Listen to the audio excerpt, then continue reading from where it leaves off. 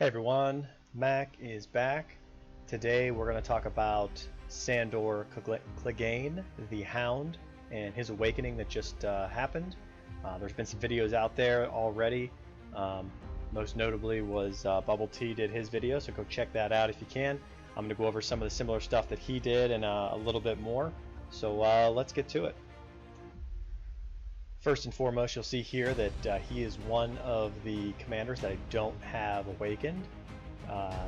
So it kind of limits me onto what I can actually show you to him. Like, basically the limitation is his, showing him in the tavern and showing who he has synergy with, but I can also explain that too. Not a big deal. First thing you want to notice is he has the 25% totals, just like any other commander. His skills are kind of not very good at all, kind of mediocre at best. Overall here, not really useful in many of any of the rebel leaders and training grounds and that kind of thing. Looking at his awakening skill, this is what everybody was kind of looking at as being one of the big commanders. Whenever the front row lands a total of 40 normal attacks, deal damage equal to 550% attack to enemies directly in the front, and inflict a 5-second bleed effect that deals damage equal to 20% of the troop's current attack. However, which is the Hound here, and one random ally cannot cast active army skills. We've already seen this before with Sinara. So looking at Sinara, who I don't have gold, here she is here. Looking at her awakening skill, she tells you that at the very end there you can see it says, however, allied troops will be unable to cast active army skills, which is exactly what the Hound has there. He has two. He won't do his and another one, so if you combine these two, then it really doesn't matter. It's not a huge deal when it comes to that. So what does this mean? It means that the Hound is actually is very, very good when it comes to him and Sinara. So looking at that, actually let's get into that and those numbers. And before we get into that Sandor and Sinara kind of synergy, I wanted to just say that in the tavern, Sandor gives you 6 command, 6 combat rate, and 6 leadership. So he's very, very good in there. Clearly, if you're going to be spending up for these types of commanders, the Hound is actually a very good one that you're going to want to do. With Sinara, his awakening, it procs off faster, so you can get more damage off. So basically, just kind of put it in a general sense, is that his 550%, if he's combined with Sinara, he'll be able to get 1300% of the troops' damage every 10 seconds. And that basically is every 10 seconds would be like 5 4-star commanders getting their active army skills off. And if they got those active army skills off, so basically when you combine him with Sinara, he is basically taking over all that army damage. So you're losing it, obviously, but now you're gaining it back with him. So you're thinking, well, that's kind of an even trade, right? Well, you're right, that is an even trade. However, you're still gaining that damage from Sinara as well, from her active skill, for her 4-star skill. So when you look at her skill, is that when allied melee troops use normal attacks, there's a 70% chance of attacking one additional time, and does 30% damage. So you're getting an extra 30% damage. You have a 70% chance of every melee attack to do 30% damage. So obviously you can't use this with bows, but if you have an infantry, cavalry, or spearman, any one of those in your lineup, then right there you go. You're going to get that 70% chance of dealing additional damage of 70% or of 30%. I apologize. So that's really, really good. Now the combination of them two will give you comparing that, if we compare that to say like a combination of like Layla and like Cersei, like those are the two the other commanders that would have like a good synergy.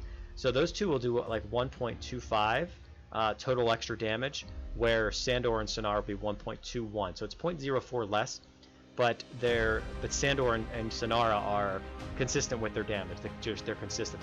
There's more of a variance when it comes to Layla and Cersei. So that's just something that you have to take into account as well. And something also I want to note, and I'll go there and do that now.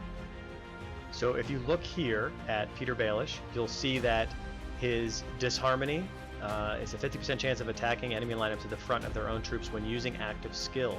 Well, that doesn't happen when you have this Sandor, Sinara lineup. So basically, Peter Baelish is, if you're facing off against him, he loses out on everything that he has here. You don't get that 50% chance of attacking attacking yourself. So that is something also to consider, that it just doesn't happen. So that's why that combination is very, very powerful.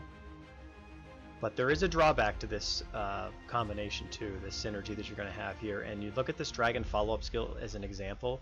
And during battle, every time your commander uses active army skill, there's a 15% chance to trigger a follow-up attack for the dragon, dealing a coefficient of 140%.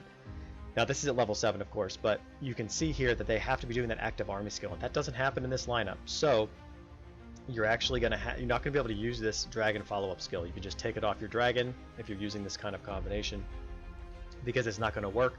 You're going to gain no efficiency from it other than the total attack here of a max out at 12% once you get it to level 9. So that's definitely something that you need to consider when you want this lineup, that you have to take that out and put other, and you might be even better off putting in more attack, the infantry attack, cav attack, and speeder attack, because it might actually be a little bit better. And something I wanted to note is that when he is awakened and to 4 stars, these total attacks here, or total stats here you get is 58.4% total attack and 56.4% total health, and the same in total defense. So it's just something to also note. And finally, who else do you want to combine Sandor with and Sinara, because you have obviously 3 other commander spots. Depending on, if you do have Sandor and he's the one commander that you actually wanted to upgrade and get to 4 stars, which I do actually recommend that. I'm doing that myself with another commander, so just something to think about. It does take time, and I would definitely look into those coupons to be able to limit how much you have to pay, and to look in for also those discounts that you'll be able to get during certain holidays, or what the game gives you. But I would combine those 2 with some combination of like Jon Snow, Julian, Gorel, and Kevin. I think those are actually really good to combine. And since it is a damage type lineup, where you're just looking for those maximum amount of stats, also look into like a combination of, say, 2 frontline commanders and then one of those that I just mentioned. So like maybe a Latz and a Chris for your infantry frontline, or like an Enzo or a Rob with your cav frontline. So look at something like that, because I think those will be very, very helpful for you in that lineup. And if you do this, I know that bows are kind of OP right now, but if you did this and then fought against bows, I think you'd have a better chance of being able to do some damage, or be able to have a good rally or something like that. So until next time, Mac out.